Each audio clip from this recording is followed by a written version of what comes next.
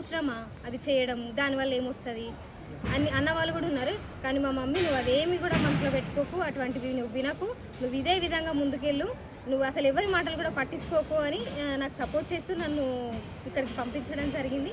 Specially నాకు ఈ అవకాశం కల్పించినటువంటి వసంత లక్ష్మి మేడం గారికి, వసంత యోగా అకాడమీ మేడం గారికి స్పెషల్లీ థ్యాంక్ యూ చెప్పుకుంటున్నాను.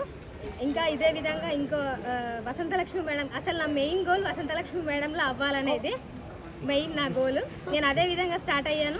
నేను ఫస్ట్ వచ్చినప్పుడు గురూజీ గారు చెప్పారు, నేను ఇట్లా అవ్వాలనుకుంటున్నాను సార్, యోగాలో టీచర్ అవ్వాలనుకుంటున్నాను అని అంటే వసంత లక్ష్మి మేడం దగ్గరికి పంపిస్తాను, వెళ్తావా అని అడిగారు. నాకు మేడం గారు తెలియదు కదా అప్పటికి, అంటే అసలు నేనేం కూడా ఆన్సర్ ఇవ్వలేదు. మేడంని చూసిన తర్వాత చాలా ఇన్స్పైర్ అయ్యాను.